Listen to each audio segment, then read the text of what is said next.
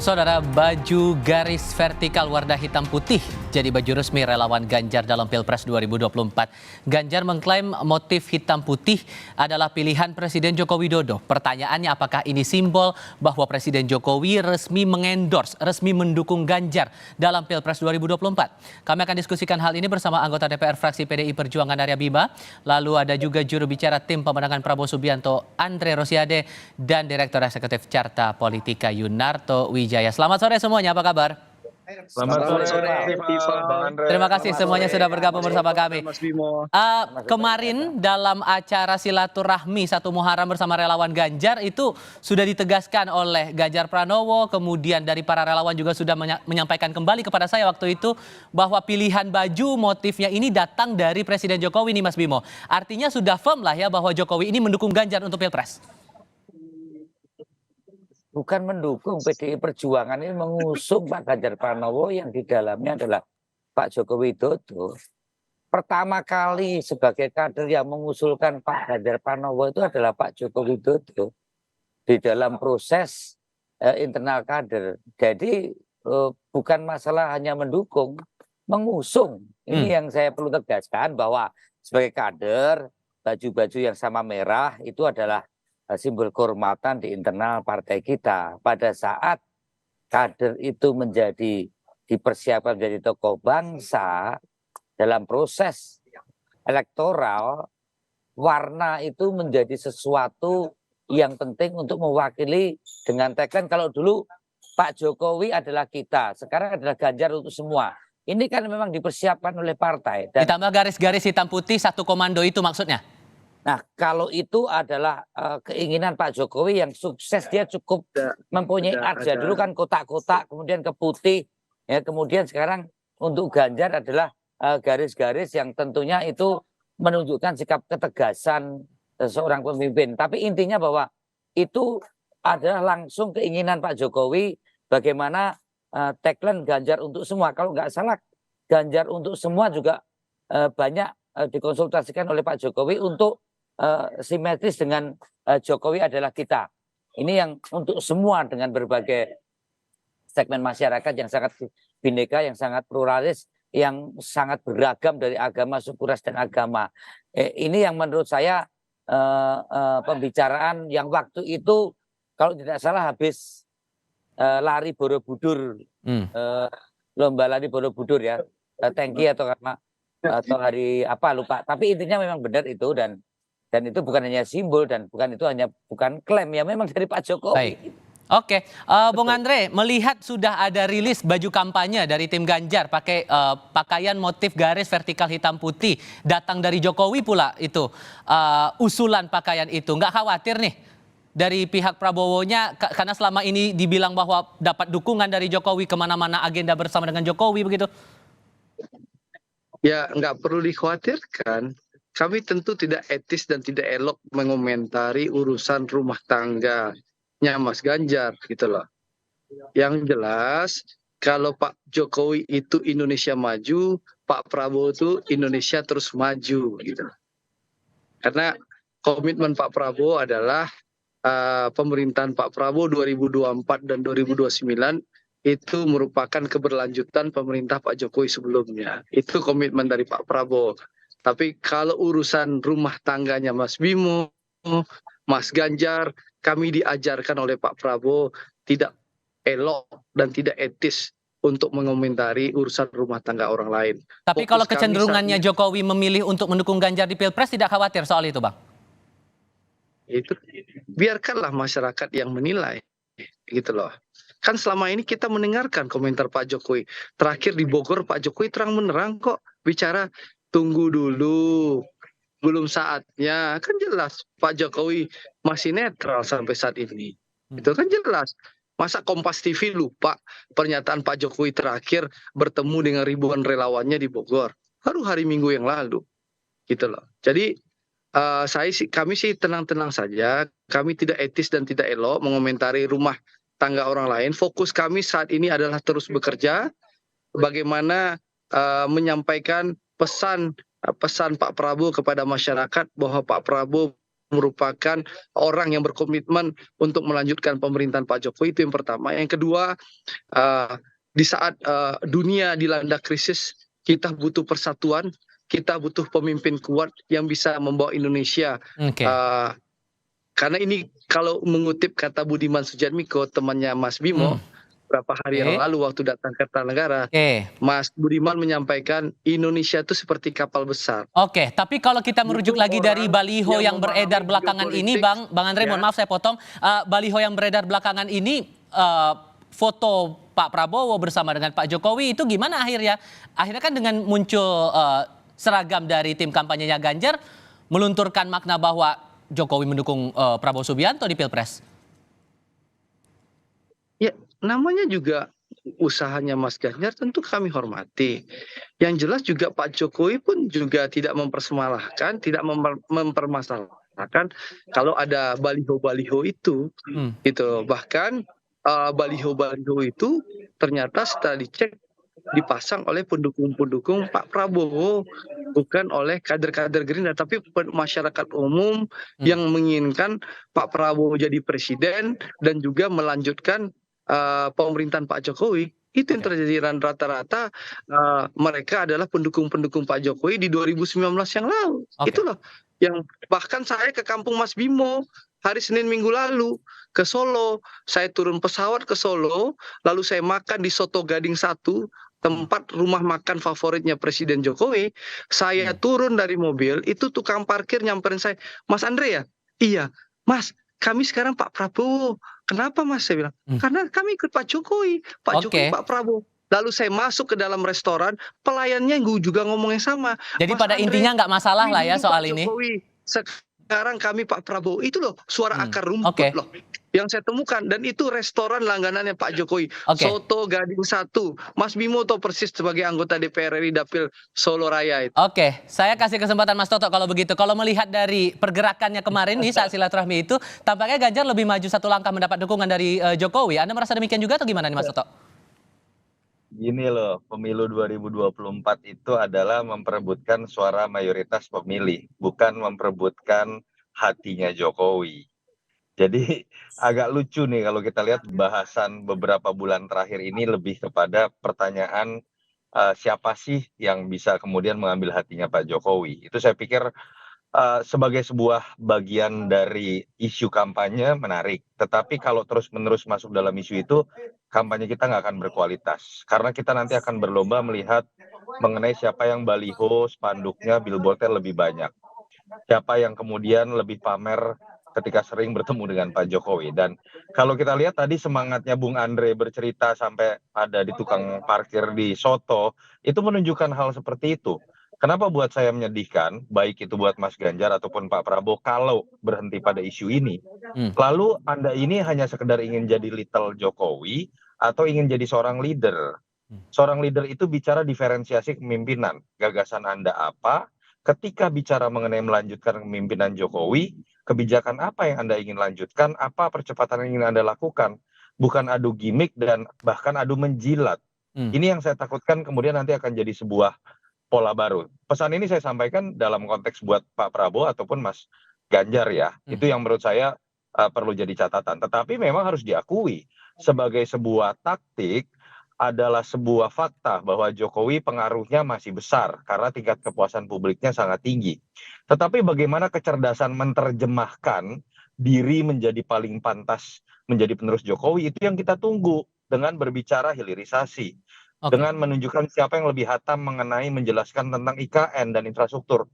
Bukan adu baliho atau adu pamer mengenai siapa yang kemudian lebih sering bertemu dengan Pak Jokowi. Itu tapi sedikit banyaknya nih Mas Toto, ini kan juga pasti akan berpengaruh. Pilihan Jokowi mengarah ke siapa tentu akan berpengaruh juga kepada pemilih. Betul, nah, kalau membaca kecenderungannya, mohon maaf, saya harus potong dulu karena kita harus jeda. Nanti pertanyaan berikutnya bisa Anda jawab setelah jeda. Jadi pertanyaannya kalau untuk saat ini saya lemparkan ke Anda, kemungkinannya Jokowi nanti akan mendukung ke siapa? Akan tegak lurus kepada PDI Perjuangan atau justru akan ke tokoh yang lain? Tapi jawabannya nanti ya Mas ya. Kita akan diskusikan lagi selepas jeda berikut ini. Arya Bima dari PDI Perjuangan, Andre Rosiade dari Gerindra, dan juga Yunarto Wijaya dari Carta Politika masih bersama kami dalam diskusi Kompas Petang kali ini. Tadi sudah sempat diterangkan bahwa jangan adu gimmick tapi adu gagasan nih Bang Andre. Maka kemudian strategi untuk bisa memenangkan Prabowo atau kemudian menaikkan elektabilitas Pak Prabowo di mata publik, kemudian untuk adu gagasan itu bagaimana kemudian strateginya Bang? Ya, kan sebenarnya kan jelas ya, Pak Prabowo sudah menyampaikan bahwasannya beliau akan melanjutkan strategi pembangunan Pak Jokowi. Tentu sebagai menteri kabinetnya Pak Jokowi, beliau sangat paham rencana dan strategi pembangunan Presiden Jokowi. Nah, beliau menyampaikan, beliau akan melanjutkan. Kalau beliau memberikan ide gagasan baru, berarti bukan melanjutkan, perubahan itu. Kan kita bagian melanjutkan yang akan kita lakukan, kita akan lanjutkan program-program Pak Jokowi, lalu kita lakukan percepatan sesuai keinginan Pak Jokowi bahwa kita harus melakukan percepatan termasuk nanti pembangunan IKN. Tapi kalau Pak Prabowo menyampaikan gagasan-gagasan di luar strategi dan ide-ide Pak Jokowi, mohon maaf ini bukan menjilat Mas Toto, tapi Mas Toto membawa kita ke narasi dan ide bahwa kita sama dengan Mas Anies, perubahan gitu loh. Ini berbeda antara menjilat atau menegaskan komitmen bahwa Pak Prabowo adalah tokoh yang akan melanjutkan kepemimpinan Pak Jokowi. Jadi ini narasi yang penting saya luruskan dari Mas Toto. Kalau Pak Prabowo sampaikan gagasan-gagasan baru, berarti bukan melanjutkan dong, perubahan gitu loh Mas Toto. Oke, kalau Ini dari Anda salah PDIP-nya, dengar jadi sebentar, saya harus kasih giliran dulu ke Mas Bimo kalau begitu. Mas Bimo, untuk menekankan bahwa adu gagasan inilah ditonjolkan, berarti apa strateginya kemudian? Oh ya, kalau kita kan sustain ya, yang dibicarakan Andre itu ya kita merasa bangga bahwa fotokopi dari apa yang dibuat oleh PDI Perjuangan beserta Partai Pengusung 2014 dengan Pak Joko Widodo sebagai presiden itu hasil kebenarannya oleh Partai Gerindra. Jadi ini kan cara berpikir ideologis PDI Perjuangan dengan transformasi ke teknokratik, ke transformasi sosial, tapi juga kita nggak terlalu yakin ya apakah paham betul mengenai nawacita Pak Joko Widodo ini yang harus disuspend untuk program yang lebih maju dan lebih baik. Dan tidak hanya soal infrastruktur, Andre. Misalnya, Andre, contohnya waktu pembuatan undang-undang Ormas yang waktu itu membubarkan HTI dan FPI. Kan Gerindra walk out misalnya. Yang semacam-semacam ini tentang konsepsi kebinekaan, kita benar-benar menjaga toleransi, anti politik identitas, yang semacam-semacam ini kan saya tidak terlalu yakin. Mungkin Pak Prabowo bisa, tapi pattern recognition pendukung Pak Prabowo ini kan bukan orang-orang yang memang mempunyai sejarah politik untuk hal yang menyangkut masalah kebinekaan, juga toleransi, yang betul-betul keinginan kita kontestasi pemilu adalah memperkuat watak kebangsaan kita. Baik. Dan coba misalnya soal undang-undang keormasan saja, ini belum pernah ada misalnya dulu Pak Dijon dengan Pak Andre khususnya, gimana persoalan HTI dan FPI yang saat ini ada, kan juga belum ada pernyataan. Jadi saya tidak yakin itu demikian saja bisa diyakini oleh Pak Prabowo. Karena ini ada sangat ideologis dan sangat substantif dan itu bukan bahasa. Sampai di situ dulu Mas Bimo, sampai di situ dulu. Dari dua. Oke, mohon maaf saya harus potong dulu. Saya harus kasih giliran ke Mas Toto. Menganalisis dua jawaban tadi ini, Mas Toto. Ditambah dengan pertanyaan saya sebelumnya, menyangkut arah kemudian Presiden Jokowi ini mendukung siapa? Apakah sudah terbaca? Apakah akan tegak lurus ke PDI Perjuangan atau ke tokoh lainnya? Ditambah dengan analisis dari dua jawaban tadi. Jokowi kalau betul beliau fokus pada bagaimana keberlanjutan legasinya, akan mendorong dan mengusung sosok yang dianggap punya kemampuan untuk melanjutkan legasinya. Kata kuncinya kemampuan. Jadi kalau ditanya saat ini, saya pikir beliau sedang menguji keduanya. Dan kenapa keduanya yang kemudian didorong? Karena keduanya bagian dari koalisi pemerintahan Pak Jokowi. Dan sudah tidak bisa dibantah, kedua-duanya pernah mendapatkan endorsement dari Pak Jokowi melalui berbagai macam momen. Kan sekarang tinggal bagaimana kreativitas, inisiasi dari Mas Ganjar dengan Pak Prabowo menerjemahkan itu. Menerjemahkan dirinya menjadi yang paling mampu dengan cara berbicara mengenai bagaimana hilirisasi ke depan, dengan mulai berbicara mengenai bagaimana menjawab keraguan mengenai IKN ke depan, dengan kemudian bagaimana menjawab percepatan terkait dengan pembangunan infrastruktur yang menjadi legasi dari Pak Jokowi, termasuk bagaimana kemudian menerjemahkan beberapa program yang belum tercapai pada pemerintahan Jokowi, bukan kemudian diterjemahkan lagi-lagi dengan bahasa kedekatan dengan Pak Jokowi secara personal. Itu yang saya maksud dengan menjilat. Jadi ini bukan sedang berbicara mengenai dilarang untuk kemudian berbicara mengenai melanjutkan Pak Jokowi, enggak.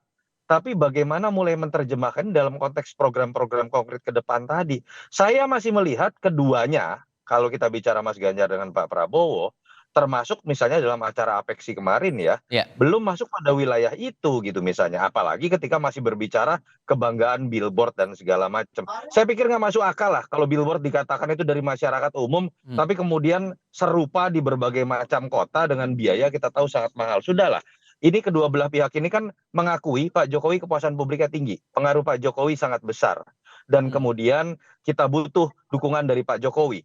Oke. Itu tidak masalah, tapi jangan sampai upaya mendapatkan dukungan dari Pak Jokowi ini dengan cara-cara yang saya bilang tadi, tidak memiliki dampak buat Oke.